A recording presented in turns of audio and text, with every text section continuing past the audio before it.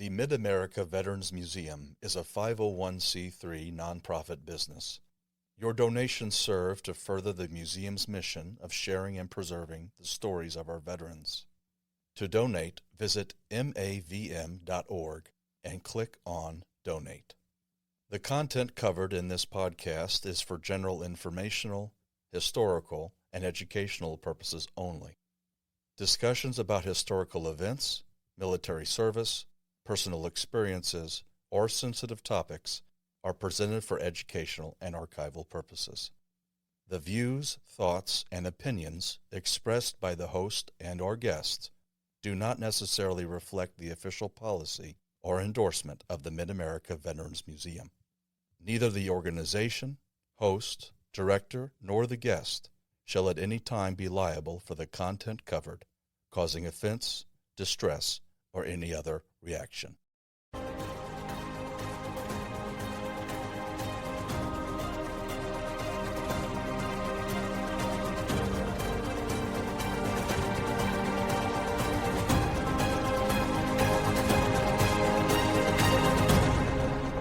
Welcome to the Operation Insight podcast from the Mid-America Veterans Museum with your host, Jason Galvin, and Sergeant Ethan Gross.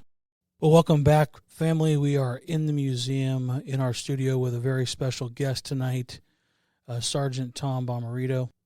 I will let Ethan go ahead and formally introduce our guest. And Ethan, go ahead and take it away, man. Yes, Staff Sergeant Tom Bommarito, United States Army, November 1968 until October of 1970. Tom, we really appreciate you taking your time to be here and join us this evening. I appreciate you asking me, and I'm glad to be here. So for someone born on Friday the 13th, you've had quite a lot of luck in your life. Well, most of it's been bad, but that's okay. Well, I'm going to go through a few points in your life, Tom, and then I'm going to ask you to comment on it. But if I understand correctly, you were born in the Furman Deluge Hospital, not far from Forest Park. Is that right? Correct. Well, I did some research, because this is how my mind works. So Furman Deluge, you might know this actually, the namesake for the hospital was actually the son-in-law of a Confederate colonel. That was Colonel William Davis.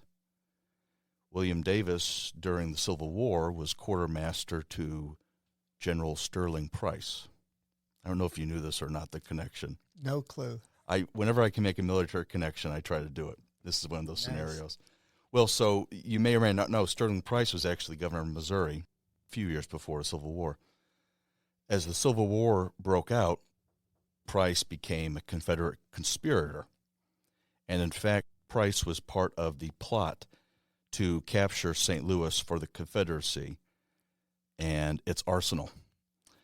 The other reason that this is of interest to me is because that arsenal is now the home to the National Geospatial Intelligence Agency, which is where my wife works. So it all comes back to my wife. I told you as he it was should. good, Tom. I told you he was good.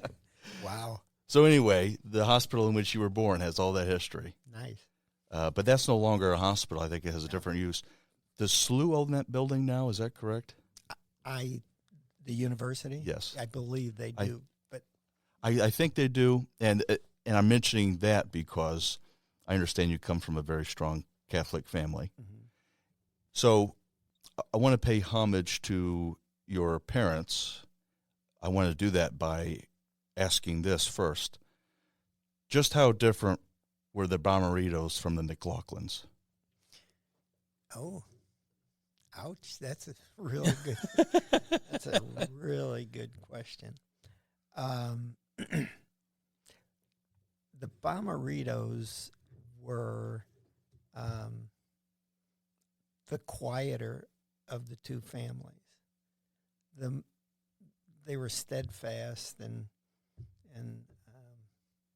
straight ahead. The McLaughlins, as I tell people, thank God for the McLaughlins, because I don't know if I'd have any personality whatsoever.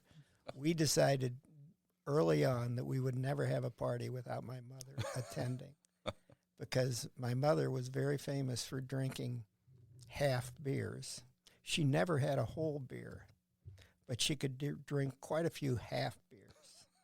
And she was a character and loud and proud. So my second question is, how did your sister survive your family? Well, she was right in the middle, right? She was a saint. There's 7 kids, 3 boys, and my sister, and 3 more boys. How about that? A rose among thorns. But she is tough, and she was the one that we were talking off air. She was the one that forced me to go on the honor flight.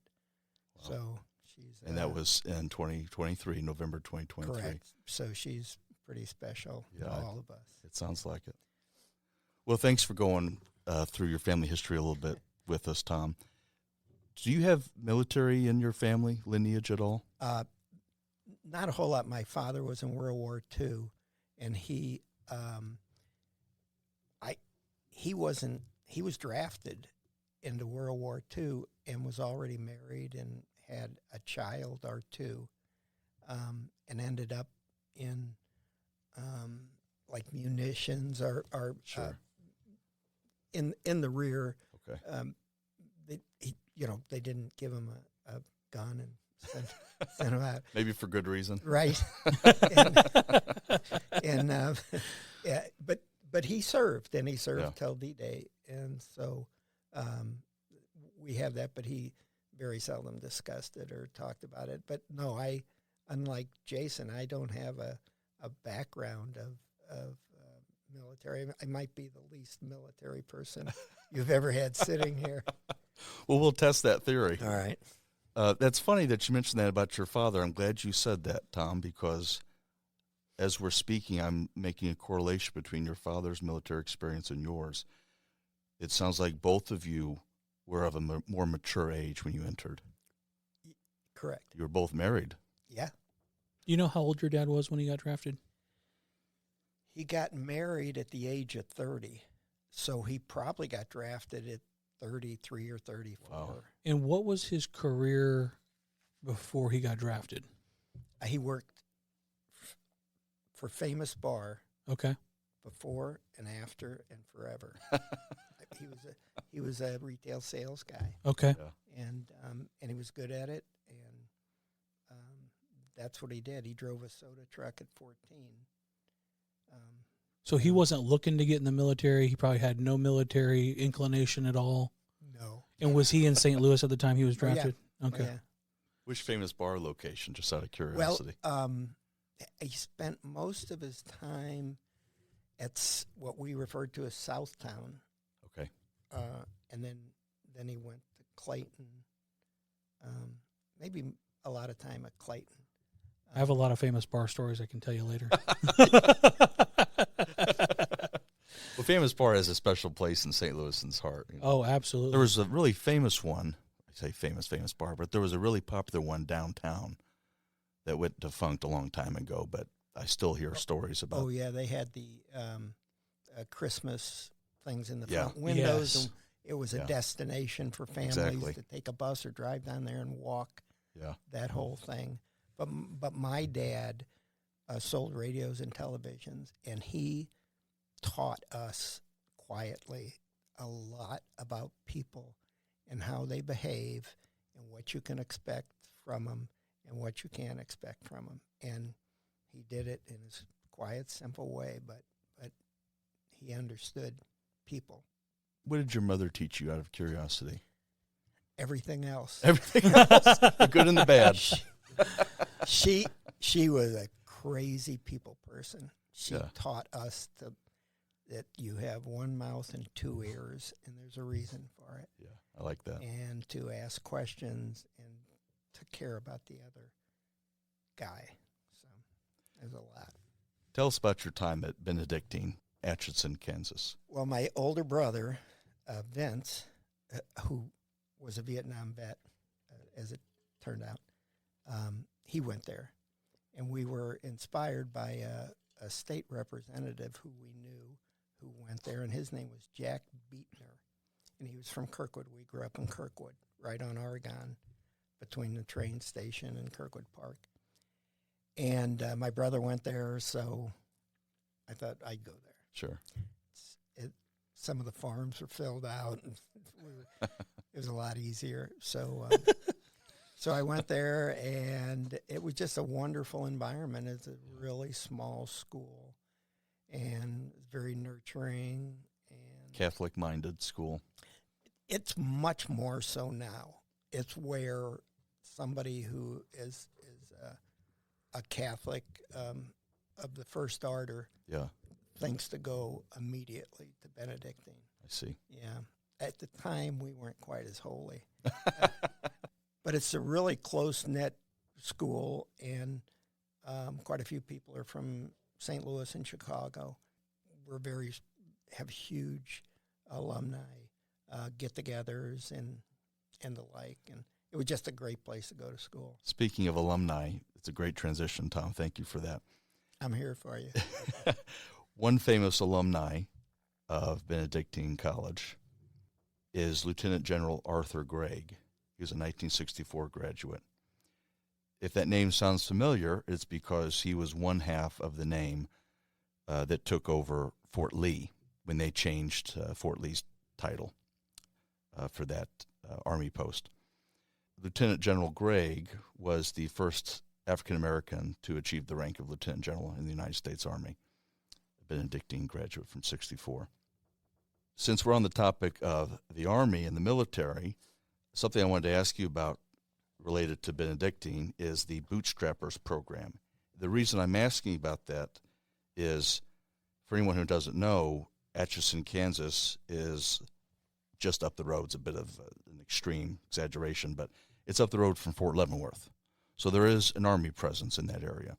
So the reason I'm asking about the Bootstrappers program is I'm curious if that had any effect on you when you saw soldiers coming onto your campus for an education. Wow. Good question. Yeah, that's an excellent question. What happened is they recognized Benedictine, and there was some kind of a relationship, and Benedictine or St. Benedict said, yeah, come on and get classes that you need and so forth. As upperclassmen, as soon as I glanced over and saw we had bootstrappers, I went, there goes the curve. It's over. These guys are going to study. When I go out, they're going to be at home studying or in the billets studying. And, I didn't know a lot of them well. I mean, Sure. they were on a different category than we were. Sure. We were there to have fun and to do those kinds of things, and they were there working. And did you have interactions that you can oh recall? yeah, I'm sitting having coffee in the Yeah. morning, and they, when you're 19 and 20, and somebody's 32, they're really old. Yeah.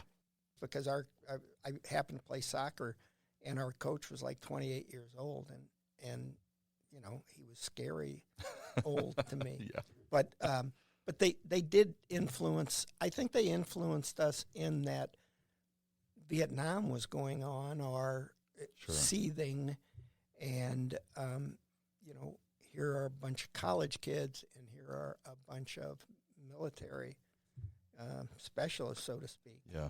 And they behaved differently than we did, but they were impressive, very impressive. I'm glad you used the word influence because that leads to my next question here, Tom.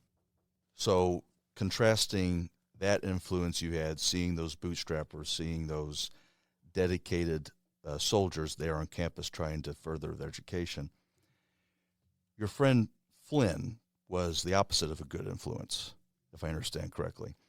Flynn led you astray in terms of enlisting and the reason for enlisting at that time. Tell us that story about your friend Flynn.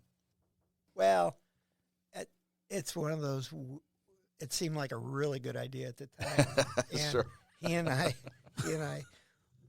went out one evening, and we concocted this idea. Mine was in concert with my soon-to-be wife, but we wanted to have a direction. We knew that, we had graduated. Back then, when you graduated, you lost something special, which was your deferment. Sure. So we said on November the 3rd or 4th, let's just go do it. So we went down and we joined the Army. Was that kind of a biting the bullet moment? What was going through your mind in terms of enlisting besides waiting, other than waiting for your draft notice? What was the benefit? I've explained this to friends of mine, and they don't get it, so maybe our logic wasn't that good. But the benefit was you had, good or bad, a direction. Gotcha. And there's no waiting involved. You're taking action. Exactly. I see. The Army actually taught me it's better to do something than nothing, even if it's wrong. Yeah. But don't do nothing. So maybe I was ahead of my time.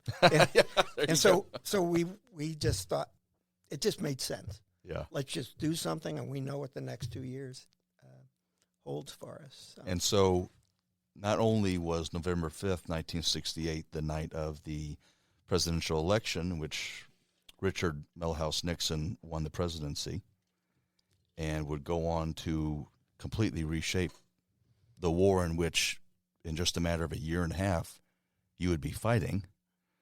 But that was also the date in which you enlisted in the United States Army. How ironic. How ironic, yeah. What was going on in terms of your conversations with, at that time, your girlfriend and you? What were her thoughts? Well, they were similar. She still had a year to go in school, and there was no question about, that we were going to get married. The question was when. Sure.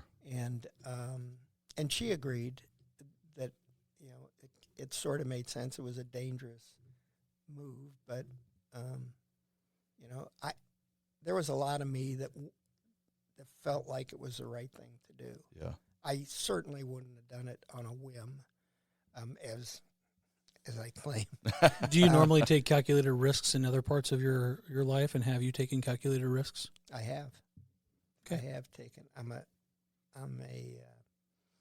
gambler, but risk and reward I weigh, and I did that at the time, and I felt like a direction was better than being wayward. I mean, it makes sense to me. And clueless. Taking the reins, Yeah, it made a lot of sense to me back then. It just, let's do this, and then we'll get married, and then let the chips fall where they may. And I've heard this question be asked of you, and off air we were talking about it, just so I understood exactly what was going through your mind. You were college educated, and so I think a lot of our listeners are going to wonder, well, heck, why didn't the guy just become an officer? You get a lot more control in that respect in some ways anyway.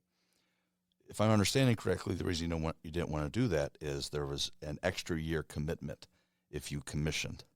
And so part of your calculated risk was, well, I'm going to just do 2 years. Come what may, wherever they send me, at least I won't have an extra year dedicated to the Army. Correct.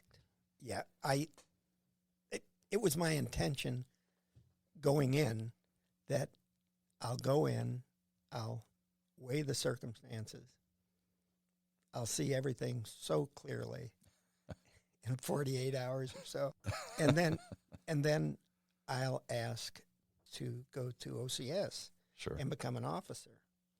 That was the plan, and it was a great plan. However, when I got to Fort Leonard Wood, and I was yelled at for about 36 straight hours and screamed at by people I never met before. I altered my master plan, and I decided, I think what I'll do is give them 2 years. If they get me in 2 years, and then I made a bad decision. Yeah. But they're getting 2 years and no more. So I'm glad you moved us into basic training. I don't want to linger on this too much, but there is one particular story I'm hoping you can share with us. I always find it interesting, and I think Jason would agree, when we speak to guests who talk about the jail or military problem. And, I've always been kind of curious about how that actually works. But you actually have a story that demonstrates how true that really was. I'd love to hear about the taxi cab bandit from your basic training troop. that actually happened on the next. Oh, okay. version. That was at Fort Polk. It was at Fort Polk. Gotcha. Yeah, so we had quite a few people in our companies, and I happened to be with the Flynn guy you alluded to earlier, and we had quite a few people from the Chicago area, and they were in the military because they had a choice, much like I did, but their choice was a little different in that it was either go to the military or go to jail. So we had those people with us, and golly, we had things missing all the time, and it was really perplexing. And so there was a radio stolen, and I had become buddies with a guy named Glenn Small, and he came to me and he went, "My radio's gone." And I go, "Well, do you have any clue where it is?" He goes, "Yeah, I know Williams has it." And I go, "Well, why don't you go get it from him?" He said, "I'm afraid of him." So I had guard duty that night, or a couple nights later, and the radio, which was then confiscated, was in the captain's office. Yeah. So I had access to the office. I went in and copied the serial number of the radio, gave it to my buddy, had him send it to his mother. His mother sent back the serial number, and he got his radio back. But because he could prove that it was his radio. and it based was on the his serial radio. number. Yeah. But anyway, so we got curious, and we were cleaning one day, and you could actually climb underneath the building itself. Yeah.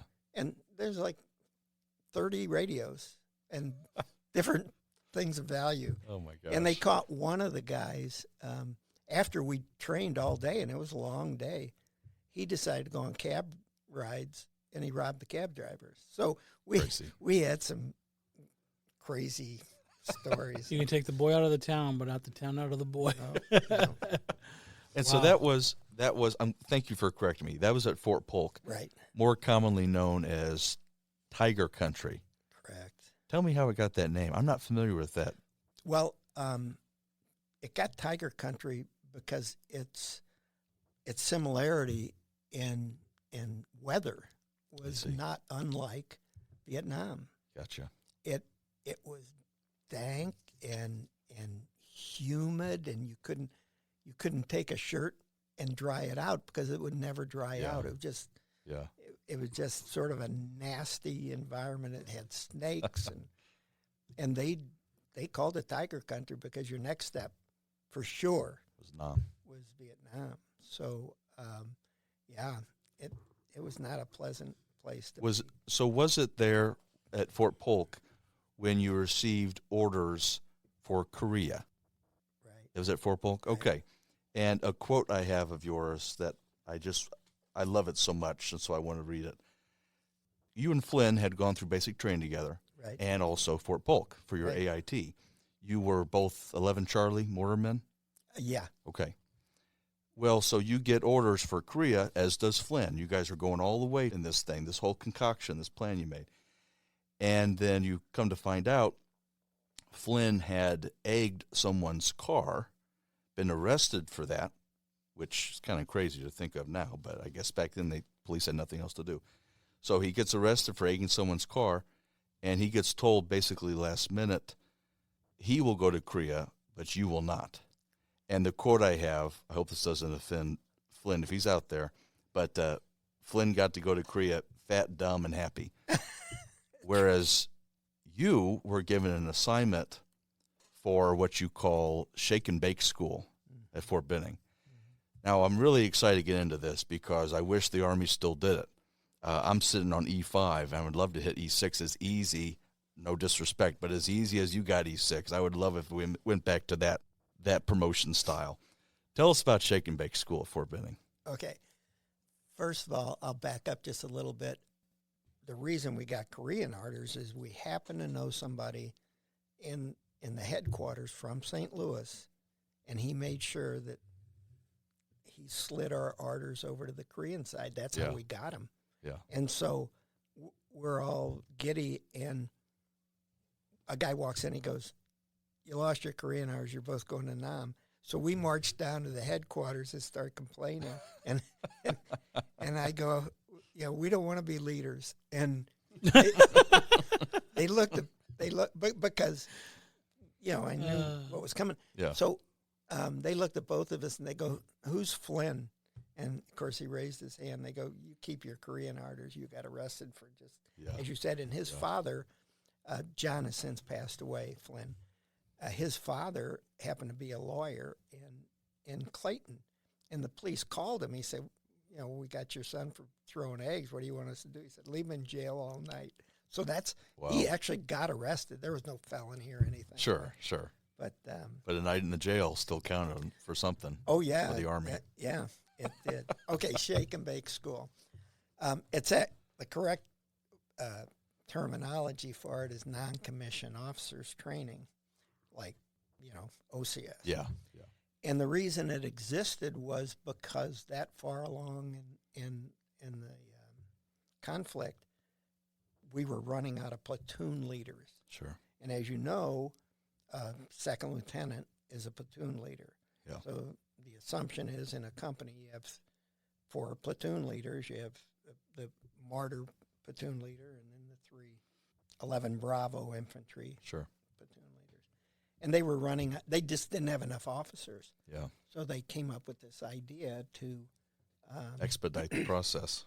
Exactly. Let's make some leaders quick. Yes. And so they sent me to this school in Fort Benning, Georgia. And they've changed a lot of the names of these, Sure.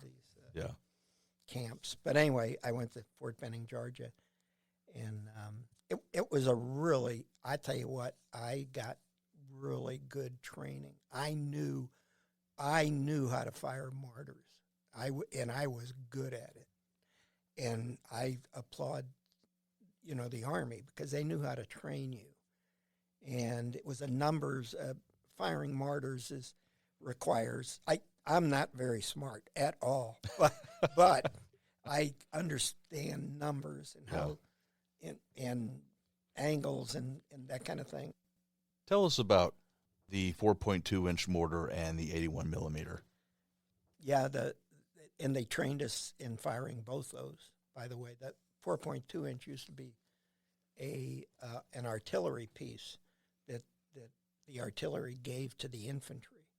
And so we inherited it and needed to know how to fire it. A 4.2-inch is obviously a much bigger round that can fire a much longer distance. I don't think quite as accurately, but it is assigned to a battalion level. At the battalion level, you have a 4.2-inch mortar. At a company level, you have this small 81 millimeter. And I don't know how to describe 81 millimeter in terms of girth, but basically I could palm it quite easily, and I don't have big hands. But you could take it with one hand, drop it into this tube, make sure your hand gets out of the way, and it hits a firing pin down below and goes out. And you actually can fire them by sight if necessary. And when you say by sight, I want to make sure, not only for our audience, but also just for me, when you say that, do you mean that calculations aren't necessary? You're kind of eyeballing it? You can eyeball it, yes. You can fire. Interesting. You can almost fire them on yourself. You can. It's not a good idea, but you can take an 81 millimeter tube and aim it in such a way that it fires 300 yards and then just bring it back until you walk your rounds into where you want them. Let's see, I want to back up a little bit on non-commissioned officer school. Please. Shake and bake. So they sent me to school. I got a really great education. I found out about halfway through it that if you studied real hard, and I hope I'm not jumping ahead. No, you're fine. But if you study real hard and did real well on exams as well as the physical part of it, they would take the top 5 people out of 200, make them staff sergeants, which I wasn't particularly interested in. But what I was interested in is they would allow you to stay another 12 weeks and train the next group. Mm-hmm. Nice. So as soon as I heard that, I got very serious. You're looking at your 2-year contract. How can I diminish this and decrease as much as possible? I'll tell you, I did everything legally that I could. Yeah, I believe I you. could do to shorten. I Sure. knew I was going to go to NAM Eventually. but I Yeah. thought, if you're there for 9 months versus 12 months, Yeah. You're bettering your chances. right. Yeah. Right. So, so I did. I studied, and I got out of there as a staff sergeant, and I swear I looked like I was 14 years old. But that was their rules. So. Well, I'm glad you mentioned it, and no, you're not getting ahead of me at all. That was actually perfect, because you go from you and your friend Flynn saying, well, we don't want to be leaders. How do we get out of this? To being put into a leadership school and graduating in the top of your class, becoming an E6, a staff sergeant. As you know, when you're in the military, you inherit some of. It starts to seep into you. It sure does. Yeah, that's it what I sure was does. thinking. And I became. It shocked me, but I became quite military, Yeah. and I was better at it than a lot of people. Yeah.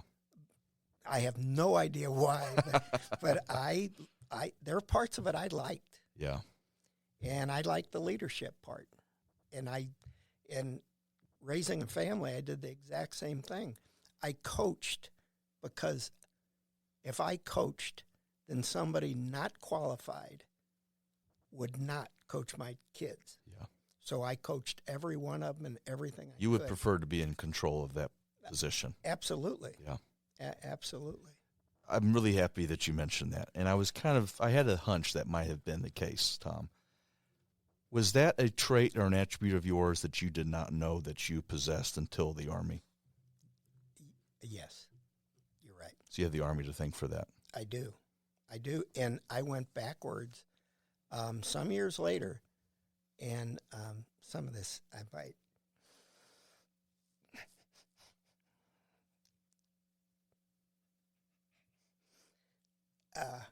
Have trouble with, but I had a soccer coach that I alluded to earlier, and he was young, and I played golf with him some years later. I was probably 26 years old, 27, and we played in a Benedictine golf tournament, and I had occasion to tell him and thank him for things he made me do that I didn't know that I could do. So that was sort of the genesis of starting to understand your capabilities. Yeah. And I thanked them. I said, had it not been for you, I don't know if I could have done some of the things I ended up doing. We've had a guest on before who spoke about his experience as a wrestler and a football player in high school. And I think I can correlate this with your story, Tom. As frivolous as that may seem to some people, you learn things through sports and through being an athlete that very much so relate to being a soldier, Marine, sailor, airman, whatever it is, being a service member. A lot of it is going that extra mile that you don't think that you have in you, but you really have no choice but to run that extra mile. You're being told by a superior, a higher authority, to go that extra mile and keep going and don't stop, don't quit. And you find it in yourself that you have that capability and that power. Well said. Later on, we're going to hear more about the 81 millimeter. If I understand correctly, it's thanks to an 81 millimeter and your precision as a mortarman that you received the Bronze Star and Purple Heart. Yes. Okay. Well, we'll talk about that, Okay. that later. So you finish Shake and Bake. You're an E6. You go through one extra cycle as an instructor, and then your luck starts to run out. Yeah. Tell us about that. Well, so I think it was after, I'll get in trouble for not knowing this, months, but I think it was after I became a sergeant, and then it was after the training that we got some kind of special dispensation to have 2 weeks off so we could get married, because Gotcha. we wanted to get married before I went to Nam. Sure. I don't know what our logic was there, but at the time, again, it seemed like a really good idea. Yeah. And so we did that, and I actually was illegally AWOL for a while because there was a lieutenant colonel that got us this time off, and it didn't get communicated to the right people. So we got married, went on our little honeymoon, came back, and, Found out you were AWOL. the U.S. Army's looking for Tom Bommarito. and by the way, I digress, but it's important to tell you this, that we've been married, don't get this wrong, 56 years, I think. But the name Bommarito, back centuries ago, when men in Sicily could be called what they wanted to be known as, Bommarito became a big name, and it literally means bon, being good. Marito means husband. So Bommarito literally means good husband. So I got that going. Yeah, for me. you have a lot to live up to. It's funny, Jason and I, just as an aside, Tom, we were talking about how popular of a name Bommarito is. I mean, I hear that name and I think of my car dealership. Sure. 2 years ago, I got to go to Rome, Italy, and Siena and areas like that for a week with my youngest son and my only daughter, Joe and Sally. And he's a world traveler, so it was real easy for him. He speaks a bunch of languages. But the week that was so near and dear to me is we got to spend a week in Sicily. We flew into Palermo, and about 20 minutes away is a little town called Terracini, where I got to see where my grandparents were married. Wow. And it's where all the Bommaritos are from. And they moved to the United States. They moved to two cities, St. Louis and Detroit. How about that? And I was in a wedding after the service, and the mother of the bride came up to me, and she said, "I'm sorry that I didn't put your name in the, everything was in the paper back then." Sure. And I said, "That doesn't matter to me. I don't care." And she goes, because I just got back from Nam. I was just glad to be here. and she said, "Well, your last name's a problem." And in Detroit, Bommarito, they are more connected. Yeah. Quite connected. And this was in Grosse Pointe, Michigan, and she just couldn't do it. Yeah. So I forgave her and moved on. You might have saved your life that day. Yeah. I didn't want to get in any trouble. That's a very interesting aside. Yeah. Yeah. Well, so take us back to finding out you're deploying to Vietnam. Yeah, that was so real. Part of the training I remember in any one of the places, and just for audiences' purposes, it's basic training, AIT, and then you could do a specialty or something, but Sure. basically basic training and AIT, and then off you go. Yeah. And one of the things I remember, I remember the answer as much as the question. Anybody going on a dangerous endeavor of any kind, they want to know what it feels like. What is it? How do you survive it? And I remember that question being asked in Fort Polk, I think, and I remember the answer was so good. We were in an outdoor overhead picnic area, Sure. so to speak, and the instructor said, "Well, let me tell you something. Are you worried about this roof collapsing in on you?" And the answer from the questionnaire guy was no. And he said, "Well, it's the same in Vietnam. You don't worry all the time. I mean, there are times you need to worry and you worry, but you can't worry 24 hours a day. It's You won't impossible. survive it. Right. It's Yeah. impossible. So It's the mind's way of trying. asking that question is the mind's way of trying to regulate the emotion within you so you can prepare. It's like an internal preparation. But so I do get the question. Oh, me too. But the answer I thought was so telling, and that is just relax. You'll figure it out. Yeah. Did it help you? Did the answer help you? Oh, yeah, because I really quit worrying about it. I told my wife this about 6 months ago, and she was shocked. I said it never dawned on, it never crossed my mind that I would get killed in Vietnam. Never. I thought there's a chance I'd get wounded, and I didn't know what Vietnam was like. But when I got over there, I did. And it never occurred to me to die, And that's probably partially to thank for surviving. I think that mentality is half the battle. Yeah. I'm a believer. So, funny enough, I just want to mention this because we've had at least one other guest say this to us, and it was like an epiphany to me because I hadn't thought about it before, but it made so much sense when I think about the newsreels I've seen and different types of media. Vietnam, probably like a lot of wars, even before Vietnam, when you go over for your deployment, you're not going over with a unit. You're going over with just a bunch of random guys, and then you get assigned to a unit once your boot's on the ground. That's just completely foreign to my ears. Yeah, very foreign to our knowledge. Very different now. It was even different back in the Gulf War. Yeah. So tell us about that experience, arriving in Vietnam and meeting your unit for the first time. Yeah. I actually, to be honest with you, until you just mentioned it, it never occurred to me because it was my first war, and I thought they ran them all that way. But apparently they didn't, and obviously they went over his whole units into European theater and so forth. But, yeah, you're on a plane, and I knew 4 or 5 guys on that same plane that I had gone to school with, and, here we go. And basically you land, and it's really uncomfortable.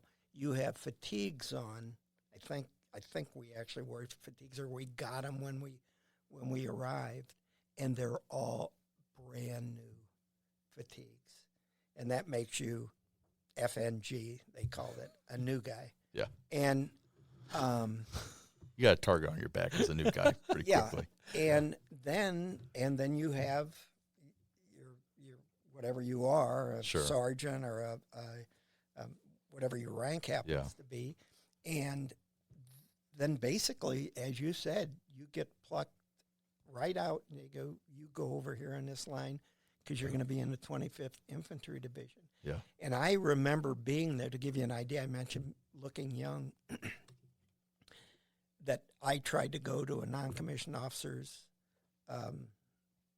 club to get a beer, and the gal wouldn't let me in because she didn't believe I was a staff sergeant. And she was right. Yeah. I mean, I looked like I stole the uniform. But anyway, they did assign you to, I guess, a division. You're in the 25th, you're in the 82nd Airborne, or whatever it is. And, off you go. Tell us about the location of where the 25th Infantry, the Tropic Lightning was one of their nicknames. Is that right? Well, people would visually know it as an electric strawberry. Electric strawberry. How about that? See that? That's the 25th Infantry. And that logo, I'm sure I'm telling you something you already know, but I looked it up, and it's just, I was very interested in this. That logo, and I never knew this before until preparing for your interview, Tom. It's the silhouette of a taro leaf, which signifies Hawaii, which is where Schofield Barracks is located. I did. I had heard that, but But electric strawberry sounds much better. Good job. Yeah, that's to me more identifiable. Yeah.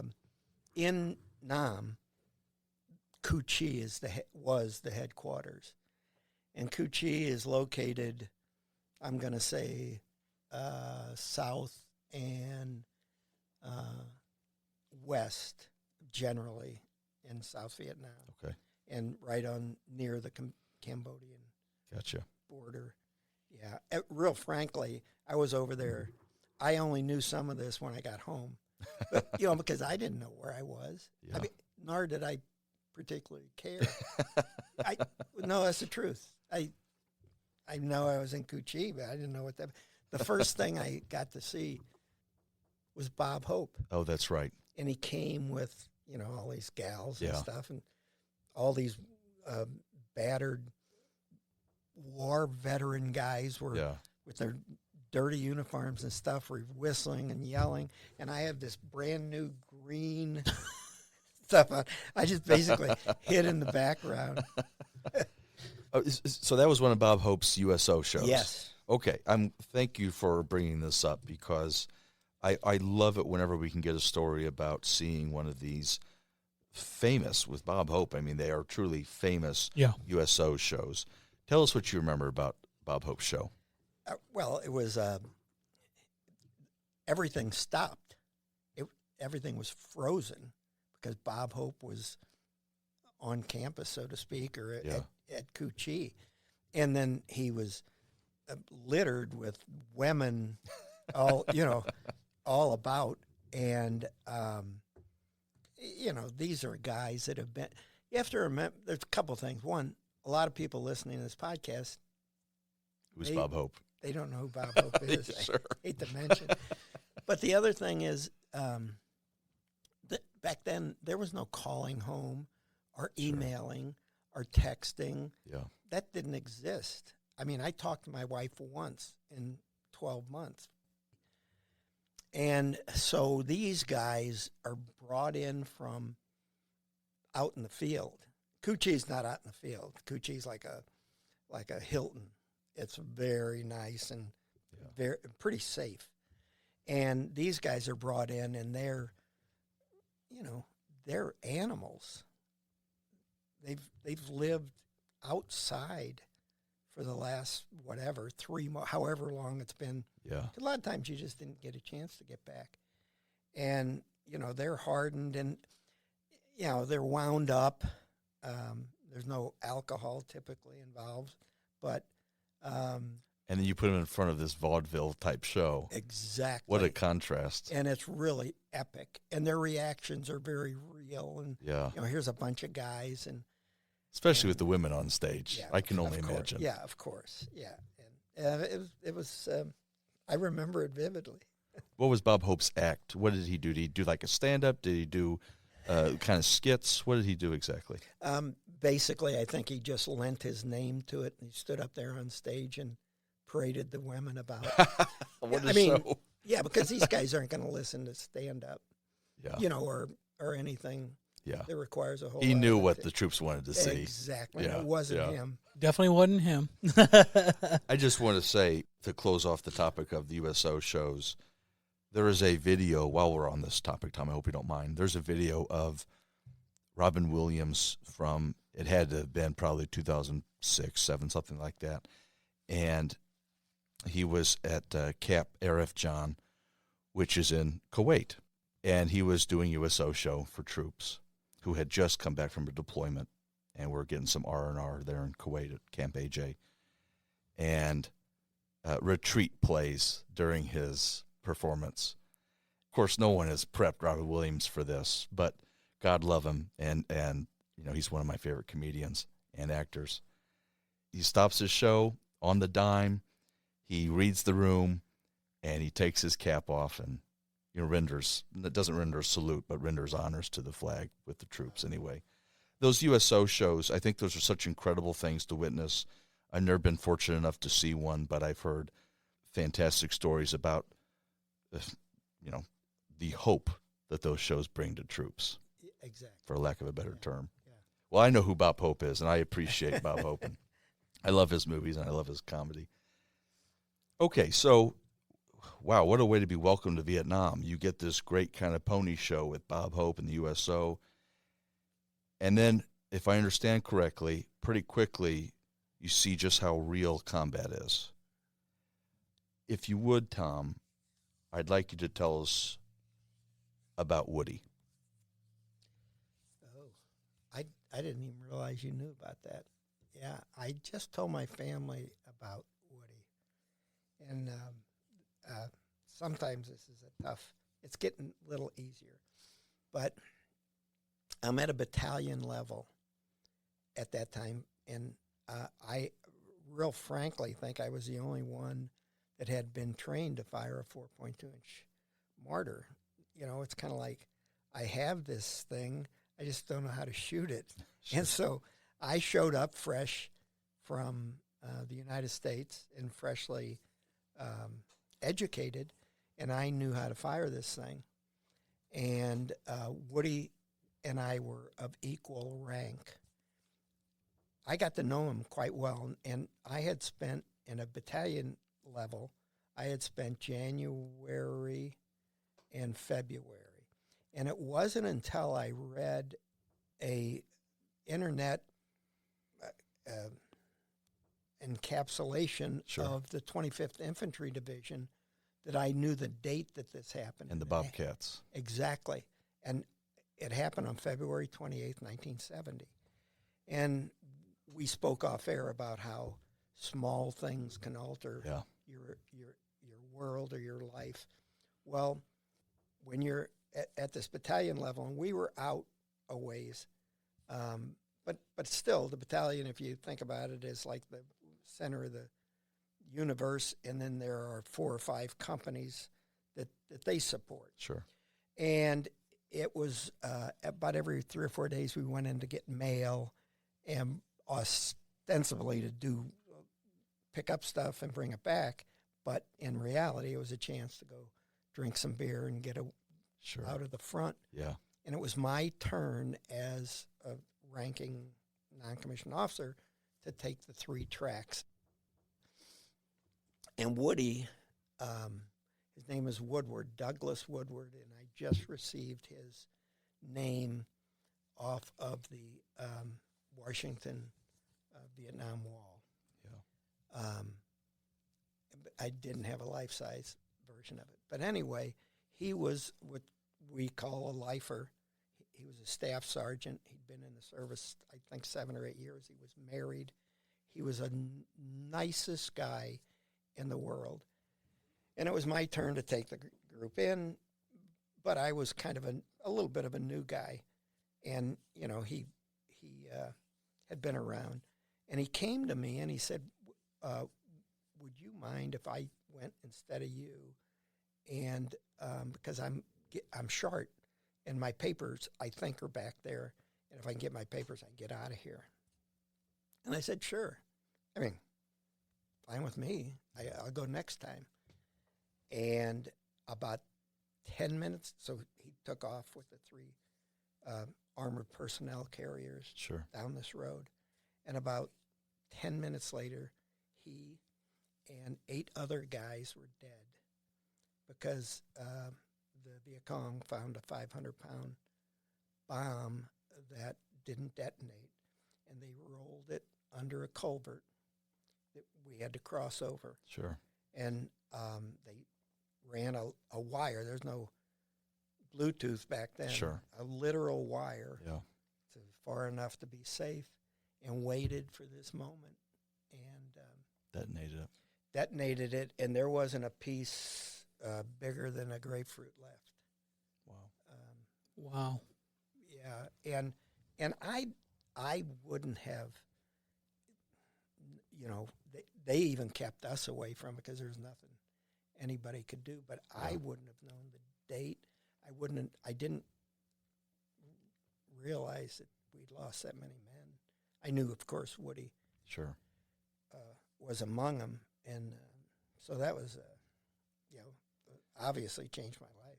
You probably know this, but just to pay homage and due respect to Woody, he was given the rank of Sergeant First Class after his death as one of his honors. Thank you for sharing that story. Yeah, thank you so much.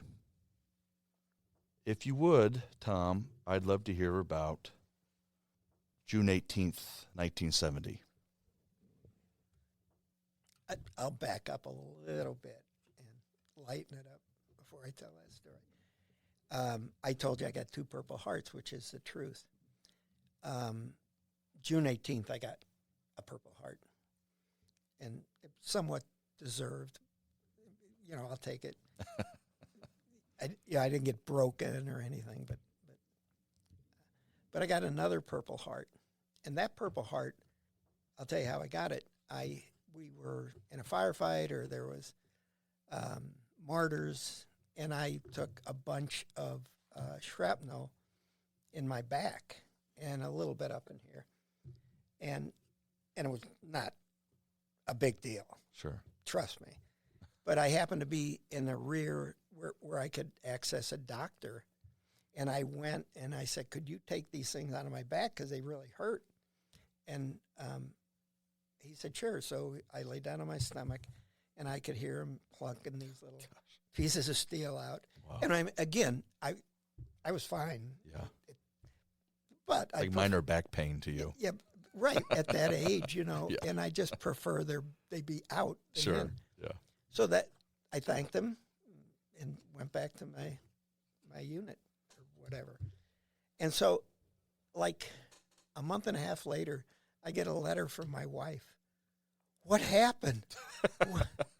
They sent her a Purple Heart. Oh, man. With no explanation? No.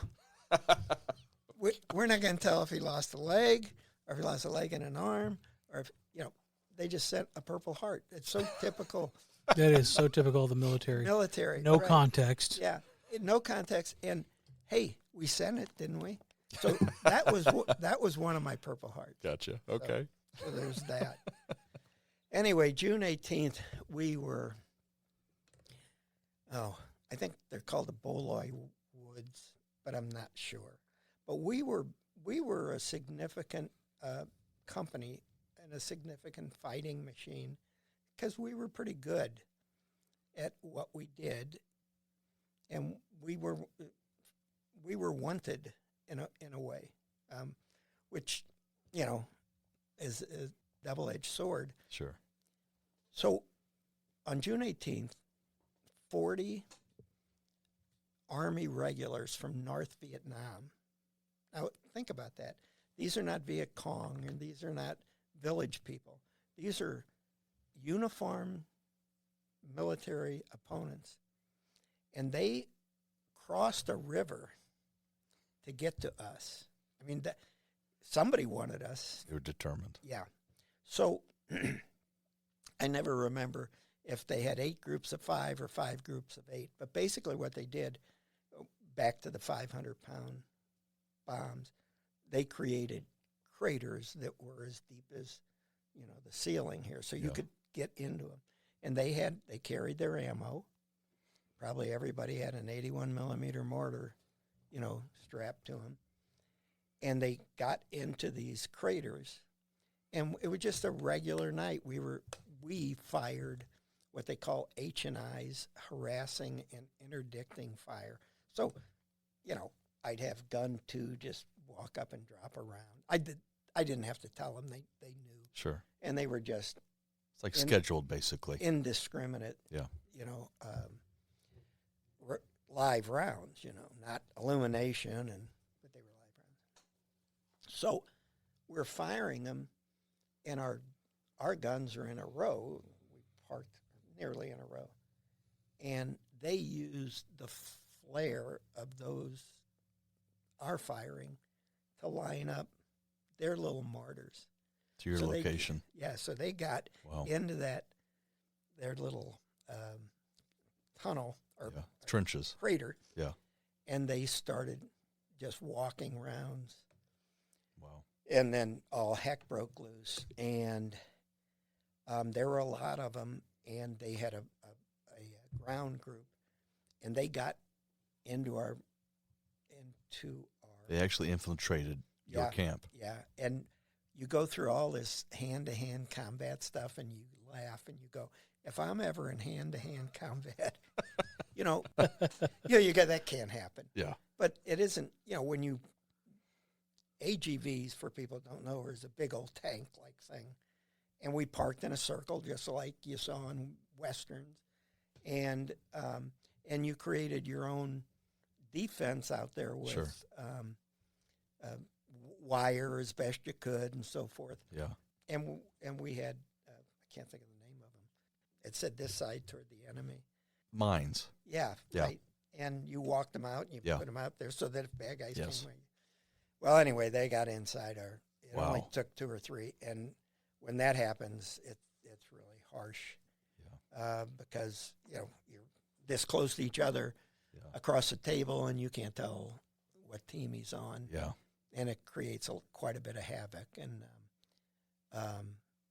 one of my real close friends lost an eye that night. One of my guys, and but we didn't have a casualty.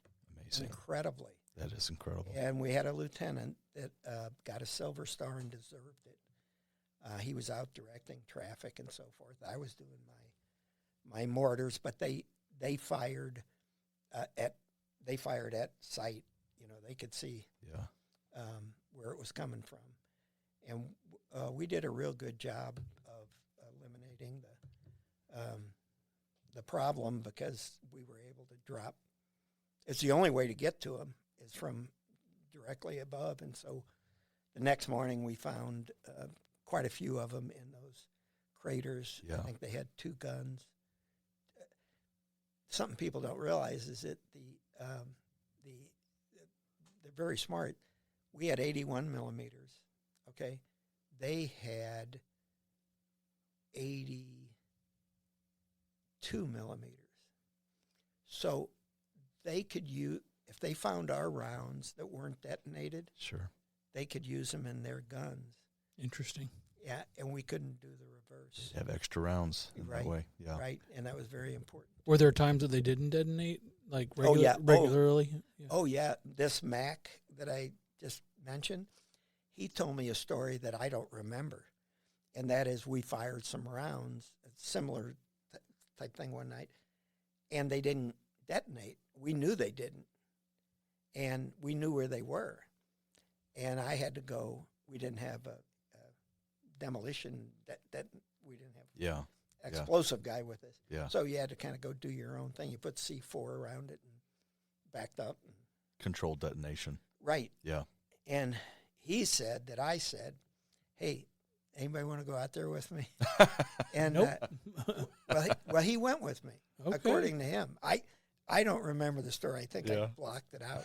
But apparently we went out there, put C4 near him, Yeah. and I think there were 3 or 4 rounds. Well, the enemy would pick them up, huh? Oh, yeah. And reuse them. That's scary. And we were the worst. As the war wound down, the leadership felt like it'd be a good idea if we tricked them, and we wouldn't move during daylight hours. We would move at 3 in the morning. Well, that's a good idea, except that Americans leave stuff laying around when they can see everything. Yeah.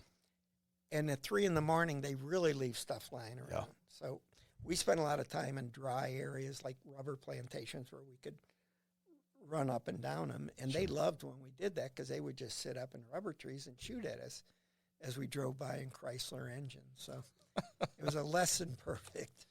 You've given me a whole treasure trove here of things I want to touch on. But first, Tom, I don't want us to bury the lead. And if I'm not understanding something correctly, just tell me. But from my understanding, you called in an artillery strike on essentially your own position. No, that is not true. I called artillery on near our position. Gotcha.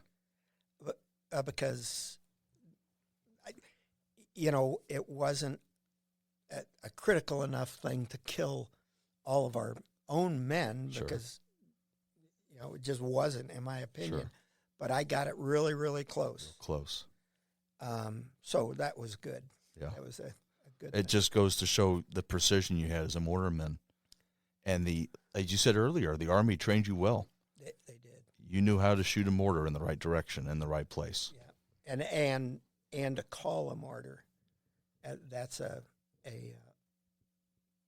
that's not an easy art to tell them where you want things to land. Could you walk us through that? I'm really curious about that. Since it sounds like a difficult task, I'd love to hear how you go about doing it. Well, the Army, like they did everything else, they made a complicated thing quite simple. Mm-hmm. And there were the way it works is you drop a round. Okay. We really didn't use northeast, west, south, all that as much as, you had to know the origin of the round. Mm-hmm. So you had to know where it began. And so you have to be that guy that fired it from the Gulf or wherever it was. So you became that guy, and you did it with a device that basically was a clear plastic. Okay, and then so you become him. You sit in his chair, or in his spot, or at his gun, and then you say, from that point, I want you to go forward 100 meters and right 200 meters. And if you're halfway decent at knowing your distances, and I don't have any depth perception, but I got lucky in some cases. But if you're halfway decent, then you can land the second round virtually where you want it. That first one is sort of a test or trial run. Right. Yeah. Right. To get your distance. You have to use maps or something to get the first one to drop. Yeah. Yeah. But the Army, had it figured out. Yeah. Thanks for going through that. And I bought off on it. The other thing that you mentioned that is sparking my curiosity, and this will get towards the end of your deployment in Vietnam. There's a point in time while you were there that you recognized the war was unwinnable for the United States. And something I've heard you say is U.S. intelligence was so bad, they didn't even understand the complexity of the Ho Chi Minh Trail. And there was another point in time in which you came to this decision that this is not about winning a war. This is about getting home alive and getting my men home alive. Take us back, if you would, into your mentality during that time frame. Yeah, I have to give props to a book that I recently read called The Women. And it was the impetus for the recent honor flight of all women. Back in June? Yes. We know somebody on there. We knew the ambassador for that, Helen Keverick, Nice. a fantastic lady. Yes. And it was in reading that book that I believe it's the first time I saw in print exactly what I felt in life, in real life. Yeah. The book is about nurses in Vietnam. Yeah. And she is reading The Stars and Stripes. And it was the only, back then, again, no email, no internet, no nothing. Sure. You read the Stars and Stripes, and you kind of know what's going on. And every day we're winning the war more than the day before. Yeah. Yeah. And they listed, and yesterday we had no casualties. And she says, yesterday I put 4 people in body bags. So somebody's lying to somebody. It's not me. Yeah, and it wasn't like, oh, there's a dwell time and we missed a day, we were wrong. No, we had no casualties yesterday. So if she put 4 people in body bags, That's just one person, yeah. What'd the rest of the country do? Yeah.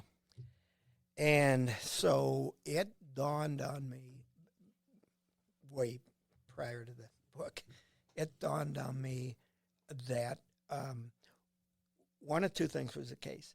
Either we didn't want to win the war or we didn't know how to win the war.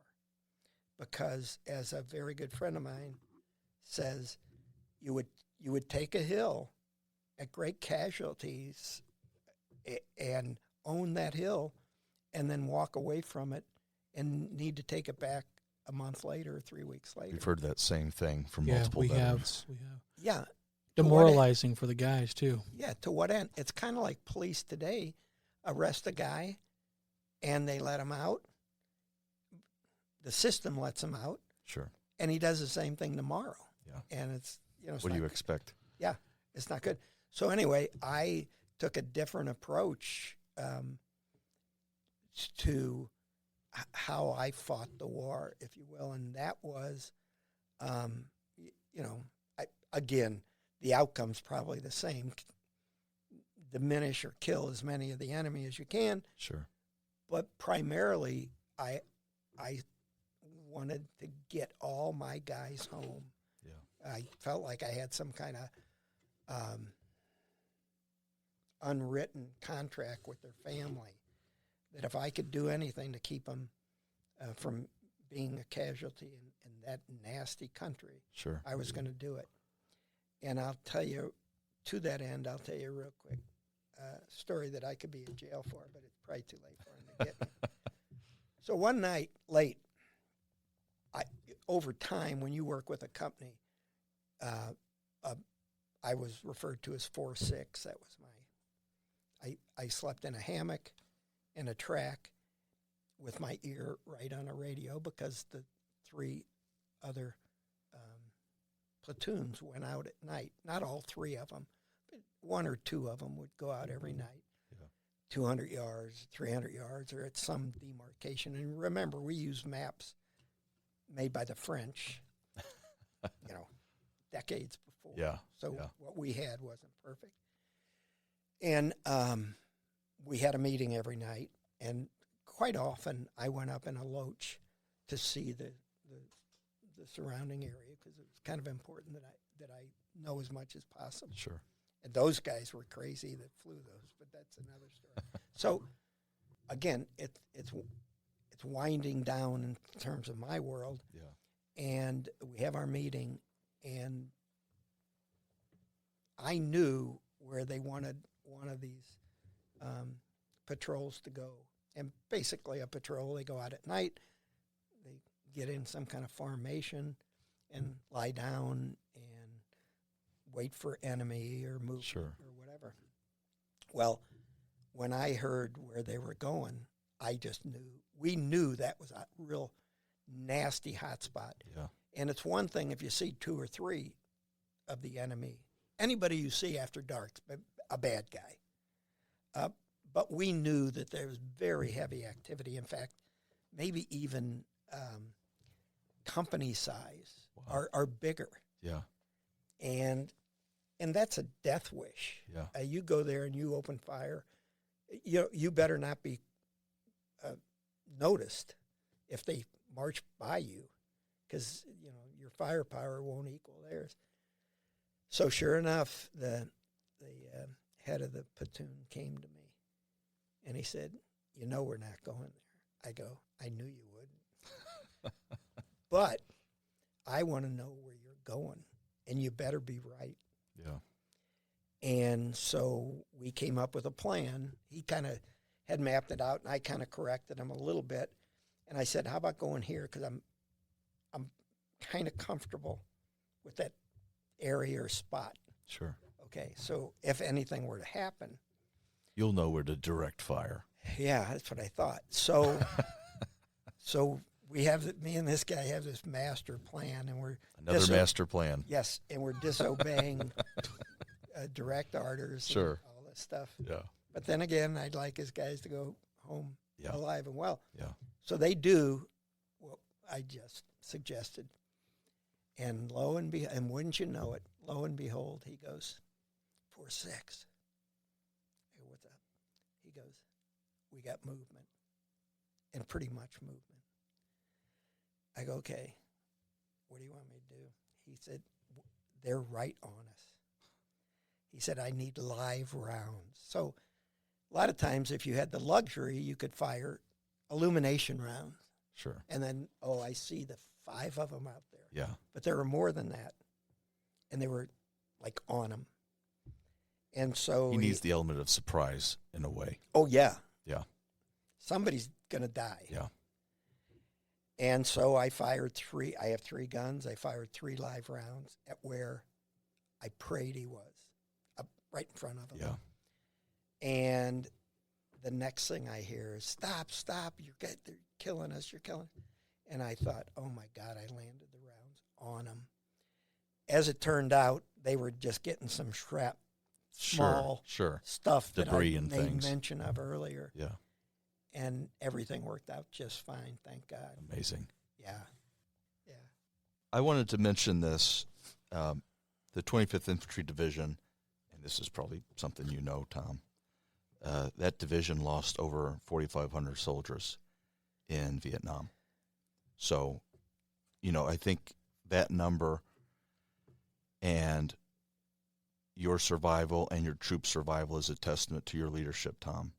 And so, as an American and as a veteran myself, I want to thank you for the leadership you've shown to your troops while deployed in a very dangerous combat zone. Thank you.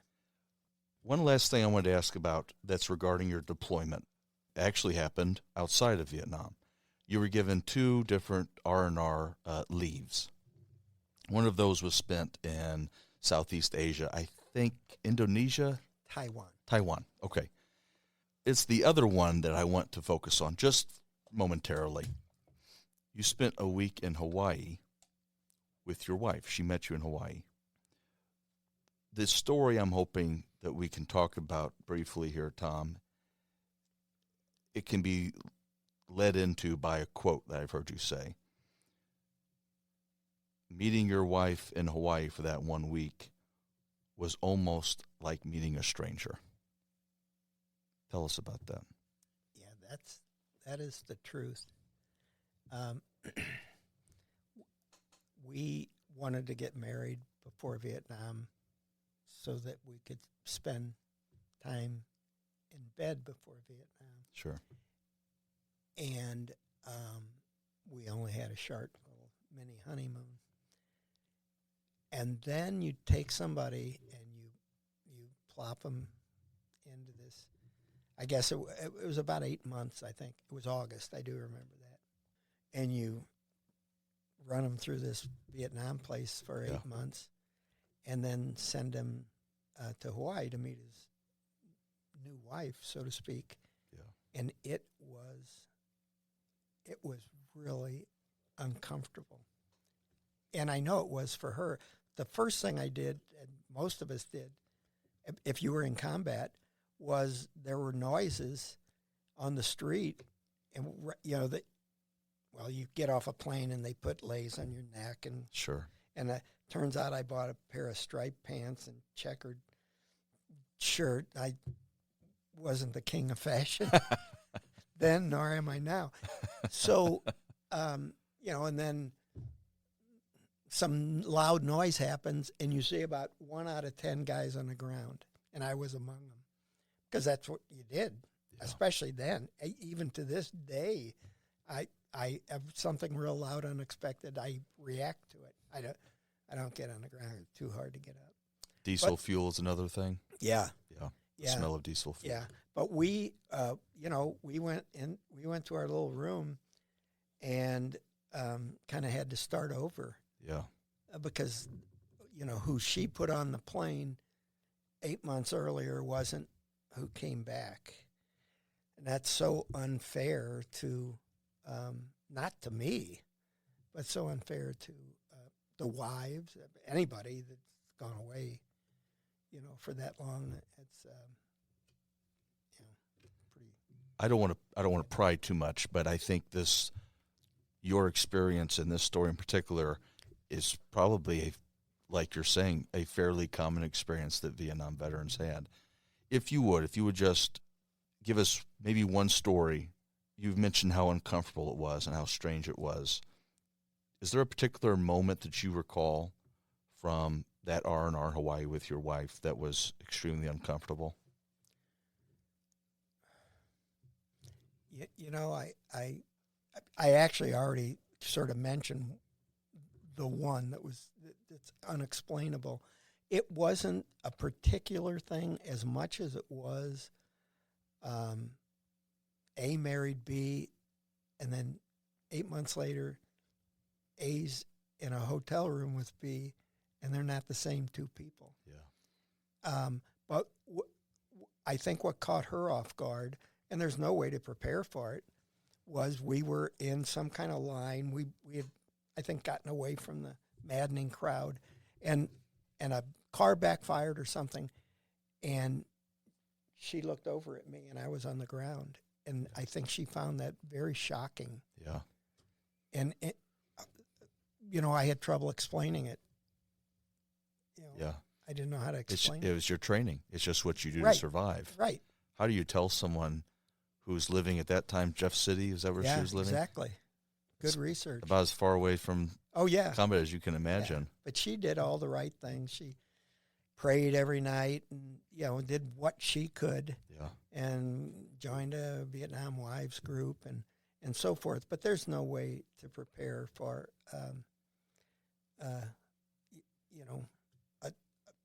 a changed human being. Yeah. And to that end, one other thing, if I may, and that is the people that came home from Vietnam. While I have this podcast Please. platform, Yeah.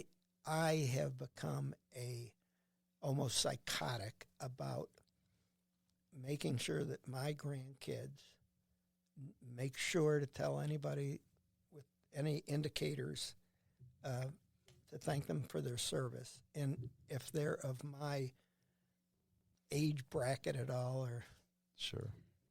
or if they have a Vietnam hat, to make sure to say to them, welcome home, because these guys didn't get welcomed home. And that's what I carry with me more than anything. And I was so lucky. I lived a normal life up until, maybe 10, 15 years ago. None of this Yeah. I was able to put it away Sure. until I raised a family and did all the right things that you're supposed to do. But a lot of my kids that I got over there, and remember, they're 18. Think of an 18-year-old, and hand them an M16 and tell them the cause is good. The chances of him doing well mentally aren't good. Yeah. And so one of my granddaughters works at Grant's Farm, Yeah. and she sells milk for the goats or something. Okay. Yeah. But she sent me a text this summer, and she said, "Papa, I saw this guy with a Vietnam hat, and she's a quiet kid. And I was so proud of her." She said, "So I said, thank you for your service, and then I said, welcome home." Yeah. And he gave me the biggest hug I've ever had in my life. Amazing. And I said, "Clara, you might be the first person that ever said that It's to him. quite possible. So you might have changed his life." It's amazing. Yeah. That's beautiful. There's two stories related to being welcomed home that I wanted to go over with you, Tom.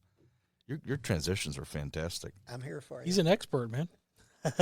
So funny enough, I didn't realize this, but this happened to you twice. You got denied a beer when you came back to the States. Yeah. Tell us that story real quickly. I just find it humorous. I thought I started to look older. Sure. You would think. Yeah, Grizzled look or something. Exactly, tan or something. And I was in California. I think they flew us into Oakland, and Sure. and they threatened you. I actually cried telling this story not too long ago. I wore a compass, like a wristwatch, and it wasn't a wristwatch, it was a compass, Sure. but I wore it, and it was important to me. It's kind of a token for you. Yeah, but it Yeah. also saved my life and men's lives, knowing north from east, Sure. and so forth. And they threatened me into dropping it into their bag of, They told you they would find out if you kept it. Oh, Oh, yeah. yeah. They'll say that. and I thought, for this thing, I'm not. Did you sign for it? That's the question. I don't know. You could have kept it. But it was mine. But anyway, so I did go to try to get I tried to buy a 6-pack Yeah. at a liquor store. And, I guess I was 23 or so at the time, 23. And, nope. How about that? And I was really angry. But, I had no bullets, so to speak. So, but it's just one of those little stories that, Yeah. that's so, like my men, they couldn't vote. You know, I mean, and they couldn't buy a beer legally when they got back. The young Wow. There's a certain feeling of indignity almost. Yeah, but who do you tell? Yeah. You know. So you had relatives up in Napa Valley. I did. I might be speaking out of turn, but I honestly can't think of a better place to come back to the States and just kind of chill for a bit. That sounds perfect to me. Yeah. I love that area, and I love California in general, and that's something that we've talked about on the podcast before. Tell us about when you got back to your home, what that experience was like. Oh, yeah. First, I'll tell you that Napa Valley, they weren't just relatives in that area. I had an aunt and uncle who lived on the Christian Brothers Winery, and he was the general manager of the Christian Brothers Winery, and so I got this. I did it by design. I said, "Boy, if I can spend I want to go home. Sure. If I can spend 3 or 4 years, kind of days here, Decompressing, yeah, it'll be really healthy for me." I think, and it was. Yeah. Anyway, what was the question? It was when you got back to Missouri. Oh, Back to your I wife. laughed when you first brought up a couple incidents. I laughed because my friend Flynn, he's one of these favored sons. My family loved the guy. We went to Benedict's together, St. Benedict's. That's where the plan was concocted originally. Right. Right. So he goes to Korea. And he gets an early out. So what do my parents do? The whole world comes to Flynn's welcome home party. It's the biggest deal. I got home and heard major stories about this blowout that the Bommaritos had on Argonne Drive for John Flynn, who arrived back safely from Korea. Right. Yeah. Right. Korean War was a little bit ago, people. And I know what he did while I was over there.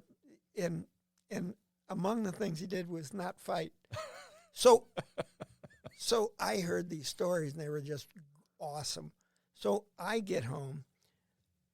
Margie and I met, and then we went to my house on Argonne. And it was kind of a famous house because there's so many people, so many Bommaritos, and we were so involved in Kirkwood, and the world knew that I was gone. Yeah.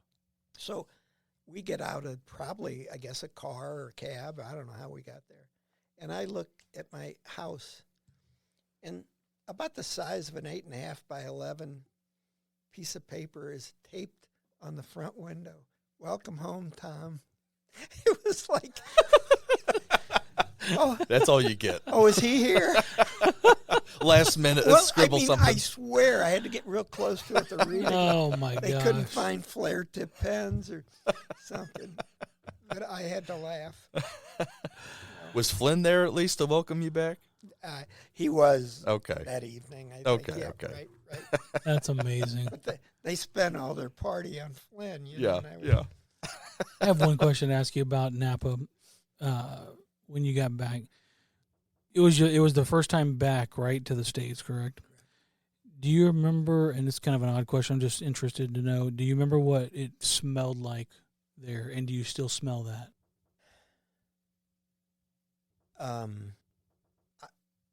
I don't recall. Well, I take it back. It didn't smell like anything, and that was good. Yeah. Earlier, Ethan, you mentioned creosote or diesel fuel. Diesel fuel. To this day, I have a real problem with diesel fuel because we drove Chrysler diesel engines, and we had to have some backup, and there's something about it that throws me. So that was in my olfactory system the whole time. And then when I got back, sometimes you don't notice the absence of something. That's what I was getting at. Did you realize that with all those smells that you had in Vietnam, do you remember realizing that you didn't smell those things when you got home? No, and that's why I hesitated in answering it. I smelled nothing. except wine and magnolias and Right. flower, But Was that a trick to your senses? Was that part of the decompression process? Like, I'm trying to get into your head kind of what it was like to be home. Like, you were there one day and then you're not, right? Yeah. It was so relieving more than anything. Like, thank God that I'm not still there. And in fact, a good friend of mine who I went through NCOC school with and so forth, a guy named Paige Gifford, who's no longer with us, he called me 10 years ago, and he said, hey, you want to go on a trip with me? You want to go on a trip with me to Vietnam? One of those things. I stopped him immediately. I said, Paige, why would you want to go back there? You got out once somehow, and you want to go back and see if you can get out again? I'm not going to Vietnam with you. There's no way. The place smelled of something bad all the time. And mostly it was gunpowder and diesel and burning things. And, yeah, it smelled bad. And when I got home, it didn't smell. One of the questions I had when you guys were talking about being in Hawaii and things of that nature is that's a very beautiful place that I've never been. I've seen pictures, but I can only imagine the flowers that are smelling good and all that. And so when you get to Hawaii, I know we've already passed this point, but I really interested in this is you get to Hawaii, you know your wife's going to be there, and just as an aside, knowing myself, whenever I'm going on a vacation, which this isn't a vacation, it's an R&R, it takes me a couple of days to wind down to be able to be in that mode. And it sounds like you only had a week. Right.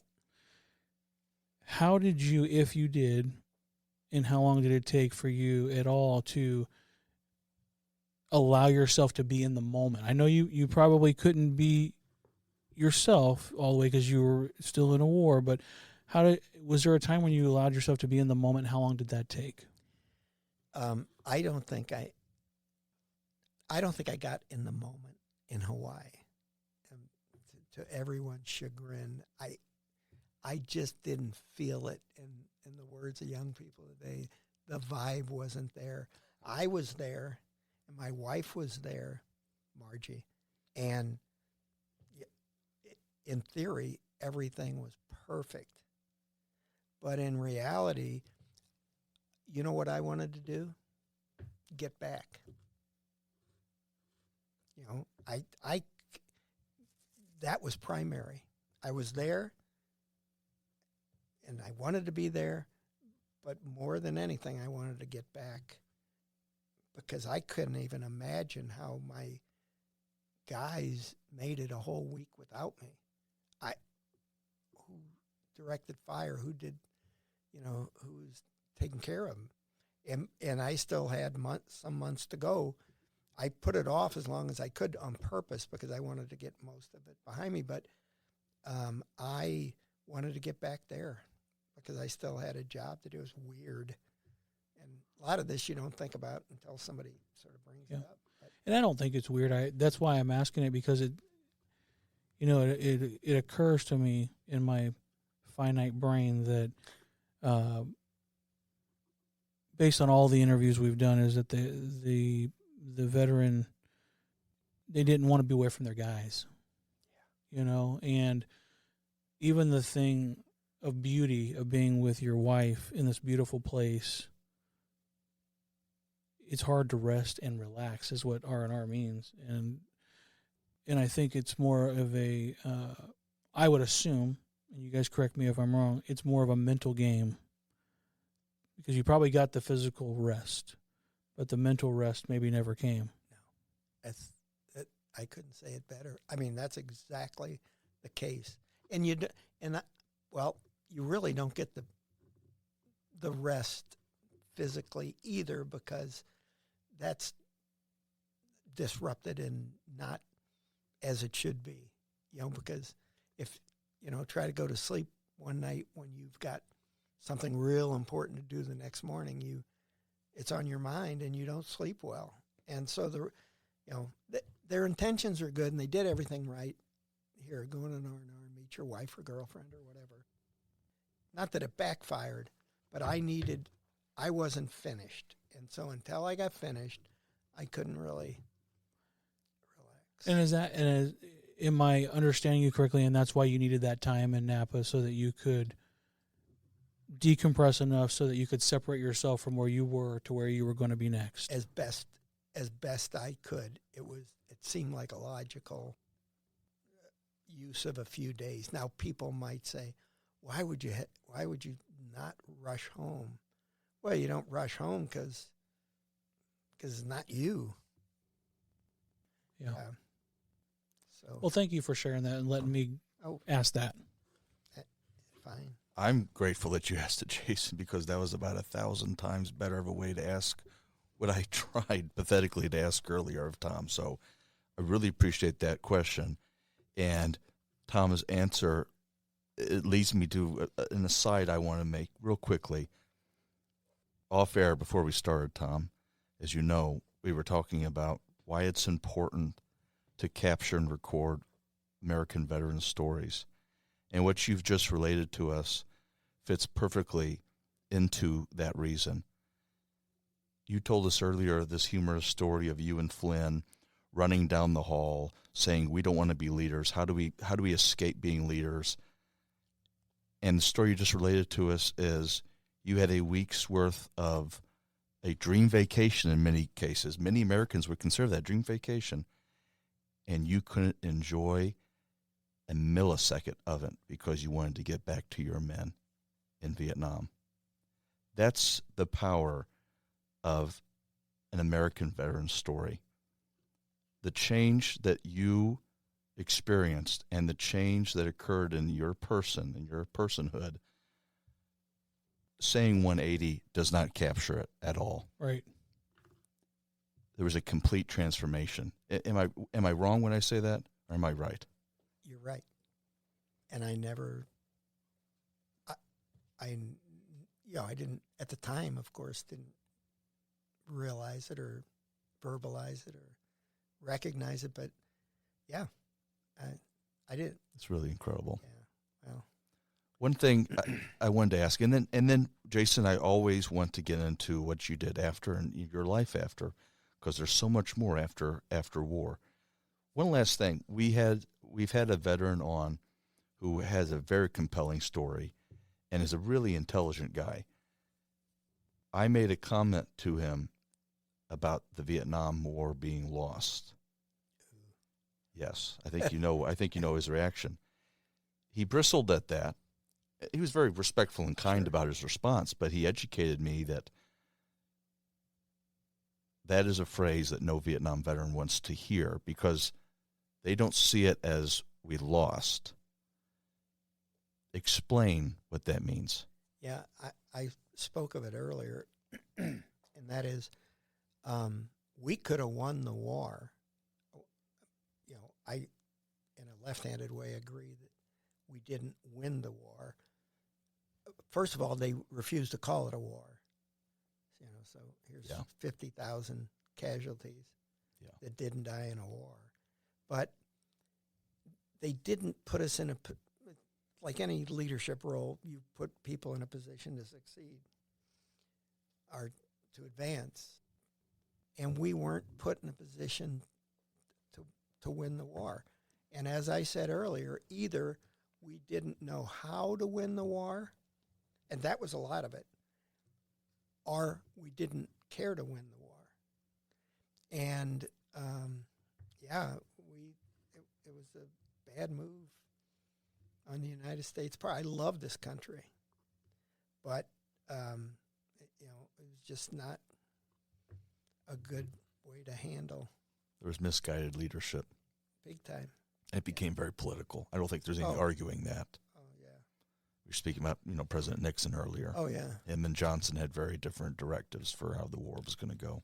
Right. And my heart goes out when this subject comes up to the, I think they're called Silver Star or Gold Star Gold family. Star families. Yeah. Then why did my son die? Yeah. And that's a complicated question and a complicated answer. And I know we're not here for political purposes, but it's brutal, and we've made similar since. Sure. Right on the heels of it, we've made similar bad decisions, if you will. Yeah. Absolutely. And here's to our leadership that pays attention to what we're doing to our young men and so forth. And that goes back to when you talk about being with your men. That's what every veteran we've interviewed and that I've come across at that point in time when they're in that conflict, battle, war. It's about fighting for the guy next to you, regardless of who's giving the order. Yeah. Exactly. Yeah. Tom, you've been more than generous with talking about your experience in combat and your experience in Vietnam. Tell us about your life afterwards. Oh, yeah, that's a lot lighter. Okay, good. Nothing too heroic.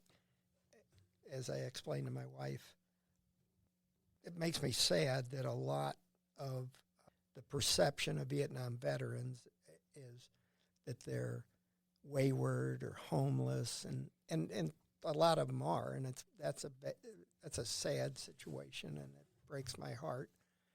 But I believe that I was granted some kind of ability to decompartmentalize my life post-Vietnam and to do it in such a way that it enabled me to be married, stay married, have children, raise those children, and be a good citizen. And I was lucky. A lot of people aren't that lucky. All my kids I have 4 children, Tony, Sally, Nick, and Joe.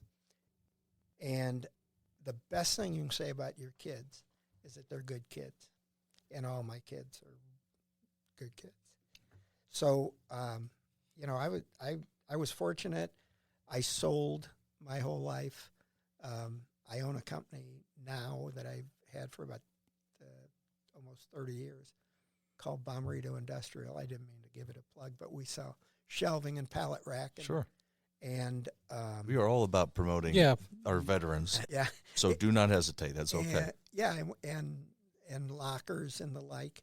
And there was a time it was a pretty nice sized company, but 5 or 6 years ago, I basically brought the world headquarters into my basement. But I still sell to people like Metropolitan Sewer District, Ameren UE. They've been buying this stuff from me for 30 years. That's great. And they don't know where, well, even before that, I worked for another company. So, I've been just so blessed. Yeah. We're a lucky group. And when we think, our life's imperfect, we just look around and it is imperfect. But by golly, it's pretty good. Pretty close to perfect. Yeah, we don't have any complaints at all.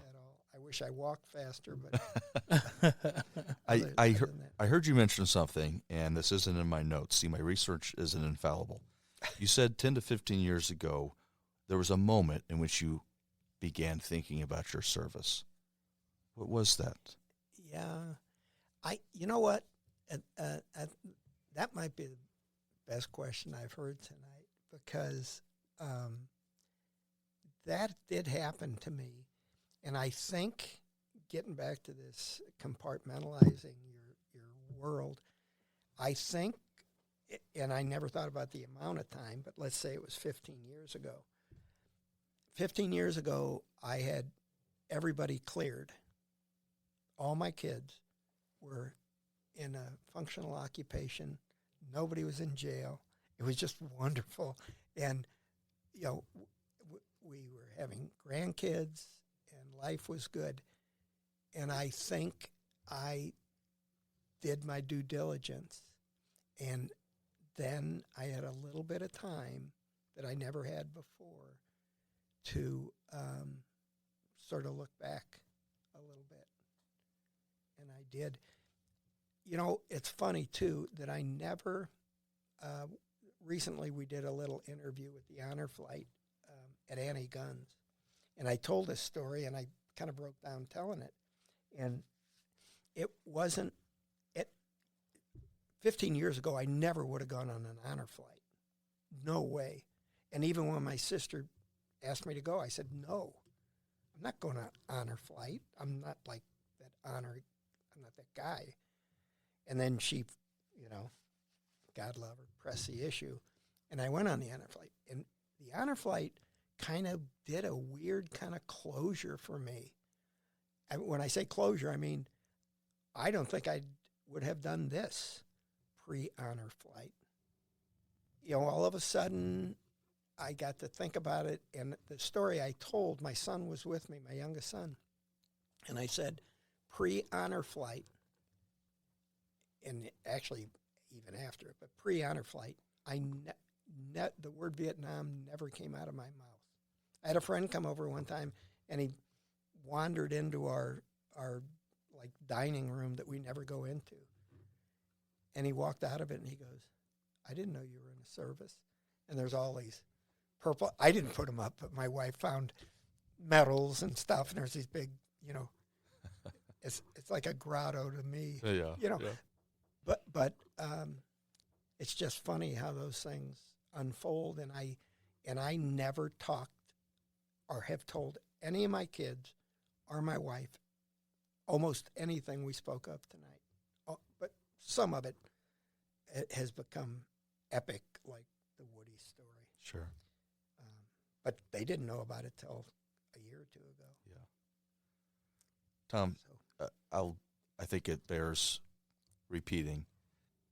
Jason and I are always so appreciative and feel such a sense of honor and gratitude whenever we have a veteran like yourself on our program, sharing stories with such honesty, with such frankness. You have allowed Jason and I to reach into depths, I feel, of your soul and your psyche. And I just want to let you know that I'm very grateful that you allowed us to get to those places with you. Can I say one more thing? Please. I have a friend of mine that taught me this, and it's tied to, it talks of veterans, but it's tied to combat or not combat and so forth. His theory, and I completely agree with it, is that all veterans, and I don't care what they did or what their MOS was, military occupational specialty, that one I remember. It doesn't matter. They left their homes, they left their girlfriends or wives, they left their families, and they turned their back on all that. And then regardless if they were stationed in New Jersey or California or Vietnam or Korea or wherever, they are spent 3 or 4 years on a ship. They served our country. And for every infantryman in Vietnam, there were 9 or 10 people supporting him in Vietnam. Yeah. And, hey, without them, I wouldn't be sitting here telling this story. So I don't care what a veteran did. If he's a veteran, he's a veteran, same as me. I agree with you wholeheartedly. Yeah. And I just remembered, I would be remiss if I didn't ask this question. Would you tell us just briefly about your brother Vince? Oh, yeah. He's a great guy, and he passed away. But he was the guy I looked up to quite a bit. He preceded me at St. Benedict's. He preceded me in the Army, and he went to OCS, and he became a second lieutenant, and he went over to Vietnam, you know, very dutifully, and he was in the first Air Cav, and he was in Nam during the Tet Offensive. My dad always, was upset because it was only after he'd been there, I think, and I'd been there. He said, I always worried at night, but he said, I realized I had it backwards. I should have been worrying during the day.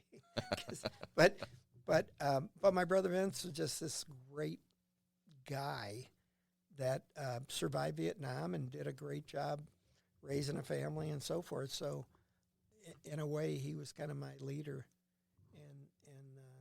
and a very good man. And there aren't enough of them. Thanks for sharing the story of your brother. Yeah. Thank you, Tom. Wow. I feel very privileged to be in your presence, Tom, and to hear your story. And like Ethan said, it doesn't fall on deaf ears or feelings for us that we get the opportunity to do this. And I took away quite a few notes that I'm going to go back and look at that you mentioned. One thing you mentioned that I've been chewing on this for about 20 or 30 minutes now. On the other side of this Hawaii thing is your wife. And you mentioned the book, The Women, and I'm gonna read that book. And I would be remiss if we didn't remember your wife, because she did a lot of this too, and she did it a lot without you. And she's still here with you, which is amazing. A lot of these stories that we hear, they're breaking those relationships because of the hardships, and I want to honor her too. And I appreciate you for sharing her with us, and just want to say thank you. And we're going to go ahead and sign off of the Operation Insight podcast from the Mid-America Veterans Museum.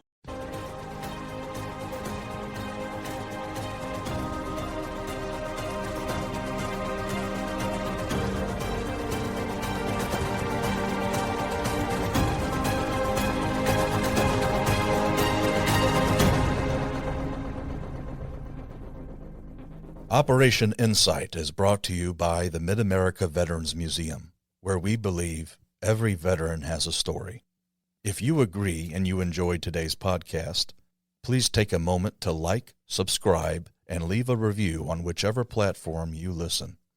Don't forget, sharing this episode with friends and family is a great way to support the museum and our mission of sharing veteran stories. Thank you for listening.